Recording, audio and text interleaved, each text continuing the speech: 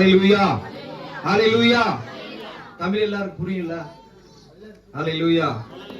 ஆகவே இந்த மாலை வேளையில இவ்வளவு பிரயாசங்களை மேற்கொண்டு இங்க வருவதற்கு தேவாதி தேவன் எங்களுக்கு உதவி செய்திருக்கிறார். ஹalleluya. எதுக்கு ஆண்டவர் நம்முடைய கிராமத்தை நேசிக்கிறதுனால நாங்கள் பெற்ற அனுபவம், நாங்கள் தேவனிடத்தில் பெற்றுக்கொண்ட அந்த ரட்சிப்பை உங்களுக்கு சொல்லும்படியாக பிரயாசத்தோடு கூட வந்திருக்கிறோம். ஹalleluya. கர்த்தர் நல்லவர், இயேசு நல்லவர் என்று சொல்லலாமா? ஹalleluya. இயேசு நல்லவர், இயேசு நல்லவர். ஹalleluya. ஆண்டவராகிய இயேசு கிறிஸ்து நாமத்தினாலே உங்களை யாவருக்கும் கூட எங்கள் அன்பின் வணக்கத்தையும் நன்றிகளை தெரிவித்துக் கொள்கிறோம். இந்த வாய்ப்பை கொடுத்த ஐயா அவர்களுக்கு கூட எங்களுடைய மனமார்ந்த நன்றியை நாங்கள் தெரிவித்துக் கொள்கிறோம். ஹalleluya. இவ்வளவு நேரம் பொறுமையா நீங்க அன்பா உட்கார்ந்துறீங்க, அதுக்கேற்ற பலனை கர்த்தர் கொடுப்பார். ஹalleluya. தேவ சமூகத்துல நாம் செலவிடுகிற அந்த ஒவ்வொரு மணி நேரத்துக்கும் ஏற்ற பலன் தேவன் கொடுப்பார். ஹalleluya. உலகத்துல நாம் எவ்வளவு நேரங்களை நாம் செலவு பண்றோம், ஆனா அந்த தேவ சமூகத்துல உட்கார்றதுக்கு அதிக பேர் விரும்புறது இல்லை. ஆமென். ஆனா இவ்வளவு பேருக்கு போயிட்டு சாயந்தரம் வந்துட்டு எல்லாருக்கும் ட்ராக்ஸ் எல்லாம் கொடுத்தோம், சொல்லிட்டு வந்தோம். ஆனா அவங்களை காட்டிலும் நீங்க விசேஷித்தவர்கள். ஹalleluya. ஒரு சிலர் இதனுடைய ஒளியின் வழியாய் இந்த சவுண்ட் மூலமா கேட்டு இருக்கலாம். ஆனாலும் தேவன் நல்லவர் என்பதை போதிக்கத்தக்கதாக இந்த மாலையில் நாங்கள் வந்திருக்கிறோம். ஹalleluya. ஆகவே அதுக்கு முன்பதாக நாம் கண்களை மூடி ஒரு சின்ன ஜெபத்தை பண்ணி நம் தேவனுடைய வார்த்தைக்கு நேராக போகலாம்னு வாஞ்சிக்கிறேன். எல்லா கண்களை மூடி நம்ம ஒப்பு கொடுக்கலாமா? ஹalleluya ஹalleluya. அன்பின் தகப்பனே, இந்த ராத்திரி வேலைக்காக நன்றி செலுத்துகிறோம் அப்பா. இசையா 2000 வருஷத்துக்கு முன்பதாக ஜீவனுள்ளவராய் ஆண்டவரே தெய்வம் நீர் மனுஷகுமாரன் இந்த உலகத்துக்கு வந்தீர். ஆண்டவரே நன்மை செய்கிறாய், சுற்றி திரிந்தீர் என்று நாங்கள் வேதத்தில் பார்க்கிறோமே. அப்படி இன்றைக்கும் ஜீவிக்கிறவராய் எங்கள் மத்தியில் அற்புதங்களை அடையாளங்களை செய்து கொண்டிருக்கிறபடினால உமக்கு ஸ்தோத்திரம். இந்த மாலை வேளையில் இந்த கிராமத்தை நீங்க தெரிந்து கொண்டீங்கப்பா, இந்த கிராமத்தை நீங்க நேசிக்கிறீங்க ஆண்டவரே. ஆண்டவரே இந்த கிராமத்து மேல நீங்க வச்ச அன்புக்காக நன்றி செலுத்துகிறோம் சுவாமி. என் தேவனுடைய வழக்கரம், என் தேவனுடைய வல்லமை இந்த இடத்துல வெளிப்படும்படியாய் வார்த்தை மூலமாய் கர்த்தர் நீர் இடபடும்படியாய் கூட நாங்கள் ஜெபிக்கிறோம். ஆவியானவரே ஒவ்வொரு இருதயங்கள் தொடப்படட்டும் ஆண்டவரே. இந்த சத்தத்தை கேட்கிற ஒவ்வொரு இருதயங்களும் இயேசுவின் பக்கமாய் திரும்பப்படட்டும். இயேசு கொடுக்கிற ரட்சிப்பை, இயேசு கொடுக்கிற அந்த அன்பை ஆண்டவரே அவர்கள் ருசிக்க பார்க்கத்தக்கதாக அவருடைய இருதயங்கள் திரும்பப்படட்டும் என்று சொல்லி எங்களை நாங்கள் தாழ்த்துகிறோம். ஆண்டவரே நீங்க பேசுங்கப்பா, நாங்கள் கேட்கிறோம் இயேசு மூலம் பிதாவே. ஆமென். ஹalleluya. அதை கொஞ்ச நேரம் நாம் தேவனுடைய வார்த்தையை நாம் பார்க்கலாம். எடுத்தவர்கள் வாசியுங்கள். மத்தேயு எழுதின சுவிசேஷம் 11ஆம் அதிகாரம் 28வது வசனம் 29. மத்தேயு சுவார்த்த 11వ అధ్యాయము 28 29. ప్రయాసపడి భారము మోసుకొనుచున్న సమస్త జనులారా నా యొద్దకు రండి, నేను మీకు విశ్రాంతి కలుగజేతును. నేను సాత్వికుడును, దీన మనస్సు గలవాడును గనుక మీ మీద నా కాడి ఎత్తుకొని నా యొద్ద నేర్చుకునుడి, అప్పుడు మీ ప్రాణములకు விஸ்ராந்தி దొరుకును. ஹalleluya. தமிழ்ல சொல்லப்பட்டிருக்கிறது, வருத்தப்பட்டு பாரம் சுமக்கிறவர்களே நீங்கள் எல்லோரும் என்னிடத்தில் வாருங்கள், நான் உங்களுக்கு இளைப்பாறுதல் தருவேன். நான் சாந்தமும் மனத்தாழ்மையுமாய் இருக்கின்றேன். என் நுகத்தை உங்கள் மேல் ஏற்றுக்கொண்டு என்னிடத்தில் கற்றுக்கொள்ளுங்கள், அப்பொழுது உங்கள் ஆத்மாவுக்கு இளைப்பாறுதல் கிடைக்கும். ஹalleluya. இந்த வார்த்தைகளை ஆண்டவராக இயேசு கிறிஸ்து நம்மளை பார்த்து சொல்றார். ஹalleluya. வருத்தம்ன்றது இன்னைக்கு எல்லா மனசுல இருக்குது. எல்லாருக்கும் ஒரு வருத்தம் இருக்கு, கஷ்டம் இருக்குது. நம்ம வெளியில தோற்றங்களை பார்த்தீங்கன்னா நம்ம நல்லா இருக்கிற மாதிரி தான் இருக்கும். ஆனா அவங்கள பர்சனலா போயிட்டு அவங்க கிட்ட போயிட்டு நீங்க உட்கார்ந்து கேட்கும் பொழுது அவங்க உள்ளத்தில் இருக்கிற பலவிதமான வேதனைகளை, வருத்தங்களை நம் இடத்துல பகிர்ந்து கொள்வதை நாம் பார்க்க முடியும். ஹalleluya. ஆண்டவராக இயேசு கிறிஸ்து இந்த உலகத்துல மனுஷனாய் இந்த உலகத்துல சுற்றி திரிந்த பொழுது ஜனங்களை பார்த்து சொல்லுகிறார், வருத்தப்பட்டு பாரம் சுமக்கிறவர்களே நீங்கள் எல்லாரும் என்ன பண்ணுங்க, என் கிட்ட வாங்க, நான் உங்களுக்கு இளைப்பாறுதல் தரேன். இளைப்பாறுதல் சொன்னா விஸ்ராந்தி, ரெஸ்ட். ஒருத்தர் போயிட்டு வெளியில போயிட்டு நம்ம உழைக்கிறோம்னா நம்ம உடம்பு என்ன ஆகுது, களைப்பாயிடுது, டயர்ட் ஆயிடுது. நம்மளுக்கு என்ன தேவை, இளைப்பாறுதல் தேவை. ஹalleluya. ஆனா இந்த வார்த்தைகளை சொன்ன ஆண்டவர் அது கீழ் வசனத்தை நாம் பார்க்கும் பொழுது, நான் சாந்தமும் மனத்தாழ்மையா இருக்கிறேன், நீங்க என்ன பண்ணுங்க, என் நுகத்தை உங்கள் மேல் ஏற்றுக்கொள்ளுங்கள். அல்லேலூயா. ஏற்றுக்கொள்ளுங்கள், என்னிடத்தில் கற்றுக்கொள்ளுங்கள், அப்பொழுது உங்கள் ஆத்மாவுக்கு இளைப்பாறுதல் கிடைக்கும். அல்லேலூயா. இன்னைக்கு இந்த சத்தத்தை கேட்கிறவங்களுக்கு ஆண்டவர் சொல்றார், நீங்க என்கிட்ட வான்னு இயேசு சொல்றார். அல்லேலூயா. ஆதியிலே நாம் பார்க்கும் பொழுது தேவன் இந்த உலகத்துல எல்லாவற்றையும் தமது வார்த்தையினால சிருஷ்டித்தார். தேவன் என்ன பண்ணாரு, வானத்தையும் பூமியும் சூரிய சந்திரன் நட்சத்திரங்கள் என்று சொல்லி எல்லாவற்றையும் தமது வார்த்தையினால தேவன் சிருஷ்டித்தார் என்று சொல்லி ஆதியாகம புத்தகத்தில் சொல்லப்பட்டிருக்கிறது. அல்லேலூயா. அவர் வார்த்தையில வல்லமுள்ள தேவன்.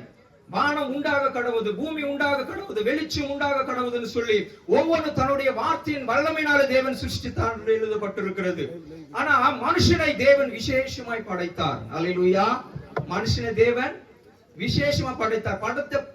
படைப்புகள் எல்லாம் ஒரு விஷயம் பாருங்க, ஆனா மனித படைப்பு வந்து விசேஷமானது. அல்லேலூயா. நமக்கு அப்படிப்பட்ட ஆற்றலை நமக்கு கொடுத்திருக்கிறார். அவர் படைத்த உருவாக்கின எல்லாவற்றும் மேல ஒரு ஆளுகையை மனுஷனுக்கு கொடுத்திருக்கிறார். அல்லேலூயா. ஆனா மனுஷனை உருவாக்கின ஒரு நோக்கம் இருக்குது. இங்க ஆண்டவராகிய கிறிஸ்து சொல்றார், வருத்தப்பட்ட பாரம் சுமக்கிறவர்களே நீர் எங்களை என் இடத்துக்கு வாங்கன்னு சொல்றார். அதுக்கு முன்பதாக மனுஷனை சிருஷ்டிக்க பொழுது ஆதியில தேவன் இப்படிப்பட்ட பாரமும் கலக்கமும் எந்த ஒரு கவலையும் இல்லை மனுஷனுக்கு. அவர் சிருஷ்டிக்க பொழுது அவர் வந்துட்டு ஒரு நோக்கத்தோட கூட மனுஷனை சிருஷ்டித்தார். அந்த நோக்கத்தை புரிந்து கொண்டவனாய் அவனுக்காக சகலமும் ஆயத்தப்படுத்தி மனுஷனை உருவாவதற்கு முன்பதாகவே அவனுக்கு வேண்டிய எல்லாவற்றையும் தேவன் உற்பத்தி பண்ணினார். அல்லேலூயா. இன்னைக்கு நம்ம என்ன பண்றோம், ரட்சிக்கப்பட்ட நம்ம தேவைகளுக்காக கலைஞனு கொண்டு இருக்கிறோம். நமக்கு ஒரு காரியம் வேணும்னா நம்ம கலைஞன் இருக்கிறோம். ஆனா ஆண்டவர் ஆதியில மனுஷனுக்கு தேவையானது என்னன்னு சொல்லி ஃபர்ஸ்ட்ல அவர் பிளான் பண்ணிட்டு நல்லது நல்லதுன்னு சொல்லி சொல்லி இந்த உலகத்தை எல்லாவற்றையும் அந்த மனுஷனுக்காக சிருஷ்டித்து இருக்கிறாராம். அல்லேலூயா. அவர் ஒரு ஒரு ஒரு நோக்கத்தோட கூட மனுஷனை சிருஷ்டித்தார் என்று சொல்லி ஆதியாகம புத்தகத்துல சொல்லப்பட்டிருக்கிறது. ஆதியாகமம் 1:27 வாசிக்கும் பொழுது தேவன் தம்முடைய சாயலாக மனுஷனை சிருஷ்டித்தார், அவனை தேவ சாயலாகவே சிருஷ்டித்தார். அல்லேலூயா. நம்மளுடைய சாயல் யாருடைய சாயலா இருக்குதா? கடவுளுடைய சாயல். அப்ப கடவுள் நம்மளை பார்த்து நம்ம தான் கடவுள். அல்லேலூயா. நம்மளை போல தான் இருப்பார் ஆண்டவர் கூட. அல்லேலூயா. அப்ப கண்ணு மூக்கு ஒவ்வொன்னு அவர் பார்த்து பார்த்து மனுஷனை சிருஷ்டித்து இருக்கிறார். ஏன் சிருஷ்டித்தார் மனுஷனை? எதுக்காக சிருஷ்டித்தார்? இப்படி போட்ட கவலைப்படணும், இப்படி கண்ணீர் வடிக்கணும், இப்படி பாரத்தை சுமக்கணும்னு சிருஷ்டிக்கல. மனுஷனை தேவன் சிருஷ்டித்த நோக்கம் தேவனோட கூட நாம் உறவுல இருக்க வேண்டும் என்று சொல்லி. அல்லேலூயா. மனுஷனுக்கு தேவையான சகலவற்றையும் சிருஷ்டித்த ஆண்டவர் மனுஷனை தமது சாயலாக சிருஷ்டித்து அவனுக்காக ஒரு தோட்டத்தை ஆயத்தப்படுத்தினார் என்று வேதம் சொல்லுது. அல்லேலூயா. அவனுக்கு அந்த தோட்டத்துல என்ன வேலைன்னா அதை பண்படுத்தணும், அதை பாதுகாத்துக் கொள்ளணும். அதுதான் மனுஷனுடைய வேலை. என்ன வேலைமா? ஒரு தோட்டம் நமக்காக உருவாக்கினாரு. அதுக்குள்ள சகல விதமான விருட்சங்கள் எல்லா வசதிகளும் அதுல இருக்குது. வேதம் சொல்லுது பொன் விளைகிற பூமி அங்க இருக்குதான், ஆறுகள் இருக்குது. ஒரு மனுஷனுக்காக ஆண்டவர் சிருஷ்டித்தது ஏராளம். அல்லேலூயா. அப்படி ஏராளமான நன்மைகளை மனுஷன் பெற்றுக்கொள்ளத்தக்கதாக எல்லாவற்றையும் கீழ்ப்படுத்தவும் பண்படுத்தவும் மனுஷனுக்கு தேவன் அதிகாரத்தை கொடுத்தார். அவனை வந்து உயர்ந்த இடத்துல வைத்தார். அல்லேலூயா. சங்கீத புத்தகத்தில் சொல்லப்பட்டிருக்கிறது, தேவ தூதரிலும் சற்றும் சிறியவனாய் மனுஷனை சிருஷ்டித்தாராம். அல்லேலூயா. அப்பேற்பட்ட கணத்தை கொடுத்து விசேஷமானவனாய் உன்னை என்ன தேவன் சிருஷ்டித்தார். அப்போ எங்க அங்க விழுந்துட்டோம், எப்படி விழுந்துட்டோம்னு பார்க்கும் பொழுது வேதவசனம் சொல்லுகிறது, அந்த மனுஷன் வந்து தேவனுடைய வார்த்தையை கீழ்ப்படியாதனால, தேவனுடைய அந்த கட்டளைகளை மீறினதுனால பாவம் உள்ள வந்துச்சுன்னு பாக்குறோம். அல்லேலூயா. எதுக்கு இந்த கஷ்டம்? இன்னைக்கு காலையில இருந்துக்கணும்னா ஒவ்வொருத்தருடைய வாழ்க்கையில என்ன பண்ணணும், எப்படி பொழைப்போம், என்ன பண்ணுவோம், இப்படி நம்மள கவலைப்படுறதே பெரிய பாட போச்சு. அல்லேலூயா. ஆனா ஆதியில பார்க்கிறோம் அப்படி லகுவாய். அதுதான் சொல்றார், நீங்க வருத்தப்பட்ட பாரம் சுமந்து என்கிட்ட வாங்க. ஆண்டவராகிய இயேசு கிறிஸ்து இந்த உலகத்துக்கு வந்து மனுஷனாய் தேவன் அது சகலத்தையும் சிருஷ்டித்த தேவன் மனுஷன் அந்த உலகத்துக்கு வந்து மனுஷன் கிட்ட பாக்குறாரு, ஐயோ இந்த மனுஷர்களை இப்படி இதுக்காக நான் சிருஷ்டிக்கவில்லையே, இப்படி கண்ணீர் வடிக்கிறது, இப்படி பாரப்படுத்து, இப்படி கஷ்டப்படுறதுக்கு நான் சிருஷ்டிக்கவில்லை, இவர்கள் மாறாக அவர்கள் வேதனைப்படுகிறார்கள் சொல்லி அந்த தெய்வம் மறுபடியும் என்ன பண்ணாரு, மனுஷனை பார்த்து ரொம்ப வருத்தப்பட்டாரு. அல்லேலூயா. வருத்தப்பட்டு எப்படி இந்த இழந்து போன மனுஷனுக்கும் தேவனுக்கும் இருந்த அந்த உறவுல மனுஷன் அந்த ஆண்டவருடைய வார்த்தையை கீழ்ப்படியாததுனாலே அந்த தேவ உறவுல இருந்து நம்ம என்ன பட்டோம், தூரமாக்கப்பட்டோம். அல்லேலூயா. அப்ப என்ன போச்சு, அப்படி தூரம் ஆன உடனே, தேவனை விட்டு தூரம் போன உடனே அந்த கவலையும் பாவமும் மனுஷனை சூழ்ந்து கொள்ள ஆரம்பித்தது. அல்லேலூயா. அப்ப அந்த பாவம் அந்த மனுஷனுக்குள்ள வந்ததுனால கவலை கண்ணீர் எல்லா விதமான அந்த கஷ்டமும் மனுஷனை ஆளுகை செய்ய ஆரம்பித்தது. அல்லேலூயா. அந்த கஷ்டத்துல தேவனை நோக்கி விண்ணப்பம் பண்ணும் பொழுது, அந்த வருத்தத்துல தேவனை நோக்கி பார்க்கும் பொழுது ஆண்டவர் மறுபடியும் மனம் இறங்குகிறார் மனுஷன் மேலே. அல்லேலூயா. இன்றைக்கும் பாருங்க, சிருஷ்டித்த மனுஷன் ஒரு நோக்கத்தோடு கூட சிருஷ்டித்து இருக்கிறான். அந்த நோக்கம் என்னன்னா தேவனோடு கூட இருக்கணும், அவள்தான். இப்ப மீன் இருக்கு பாருங்க, மீன். இந்த மீன் வந்து எங்க இருக்கணும்? அது மீன் தண்ணிக்குள்ள இருக்கணும். அந்த தண்ணிக்குள்ள இருந்தாதான் அதுக்கு ஜீவன். அல்லேலூயா. செடி இருக்குது அழகா, இந்த செடியை வந்து பூமி மண்ணுக்குள்ள இருக்கணும், மண்ணுக்குள்ள இருக்கணும். மண்ணுக்குள்ள இருந்தாதான் அது என்ன பண்ணும்? அது ஜீவன் பெற்றிருக்கும், அது நல்லா இருக்கும் பசுமையா. இந்த மீன் வந்து நல்லா இருக்குதுன்னு சொல்லிட்டு நம்ம எடுத்துட்டு வந்து ஷோகேஸ்ல வச்சுட்டேன்னா அது செத்துரும். செடி நல்லா இருக்குதுன்னு சொல்லிட்டு அழகா எடுத்துட்டு போயிட்டு நம்ம வந்து வீட்டுல வச்சுட்டா என்ன ஆகும்? அதுக்கு வந்துட்டு அந்த சூரிய அந்த வெளிச்சம் படணும், அதுக்கு அப்படியெல்லாம் பட்டு அந்த மண்ணுக்குள்ள இருந்துச்சுன்னா அது கூட ஜீவன். அல்லேலூயா. அப்படிதான் மனுஷன் வந்துட்டு நீ வந்து நம்மளை தேவன் சிருஷ்டித்த நோக்கம் வந்து அவரோடு கூட இருக்கணும். அல்லேலூயா. அதுதான் பிரதானமான நோக்கம். இன்னைக்கு பாருங்க, நம்ம உலகத்துல எந்த மனுஷன் எடுத்துக்கொண்டாலும் அவன் வந்து ஒவ்வொரு வகையில தேவ பக்தி உள்ள மனுஷனா தான் இருக்கிறான். அல்லேலூயா. ஏன்னா தேவன் மனுஷனை சிருஷ்டித்த நோக்கம் ஆண்டவரோட கூட உறவுல இருக்கும்படி, அவரோட கூட ஒட்டி இருக்கும்படி. நான் பயப்படும் நேரத்துல, நான் கலங்குகிற நேரத்துல எங்கதான் போறோம்? நம்ம ஆண்டவர்கிட்ட தான் போறோம். அல்லேலூயா. எதுக்குன்னா ஆண்டவரோட கூட இருக்கும்படி மனுஷன் சிருஷ்டிக்கப்பட்டான். அல்லேலூயா. அப்போ அந்த ஒரு உறவை, தேவனுடைய கட்டளை, அவருடைய வார்த்தையை மீறுதனாலே மனுஷனுக்குள்ள என்ன வந்துச்சு? அந்த பாவம் வந்துச்சு. அந்த பாவத்தின் வழியாய் எல்லா கஷ்டமும் மனுஷனுக்குள்ள வந்துச்சுன்னு நாம் பார்க்கிறோம். ஹல்லேலூயா. ரோமியருக்கு ராசின பத்திரிகை 3:23 சொல்லப்பட்டிருந்து, ரோமருக்கு எழுதின நிருபம் 3:23 சொல்லப்பட்டிருக்கிறது. எல்லாரும் பாவம் செய்து தேவ மகிமையற்றவர்களாகி என்ன பண்ணாங்களா? ఏ భేదము లేదు, అందరూ పాపము చేసి దేవుడు అనుగ్రహించు మహిమను పొందలేకపోయారు. இப்போ தேவனுடைய மகிமை அவன் பெற்றுக்கொள்ளாதபடிக்கு பாவம் என்கிற ஒரு காரியம் மனுஷனுக்குள்ள வந்துடுச்சு. அல்லேலூயா.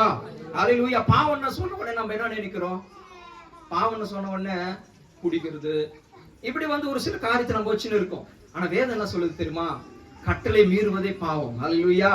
தேவன் சொன்ன வார்த்தையே நம்ம வந்து ஃபாலோ பண்ணலன்னா அது பாவம். அல்லேலூயா. அதை வச்சுதான் இங்க சொல்றாரு, ఏ భేదములు అందరూ పాపం చేసి దేవుడు అనుగ్రహించిన మహిమను పొందలేకపో. தேவனுடைய மகிமை இழந்து போயிட்டான் மனுஷன்.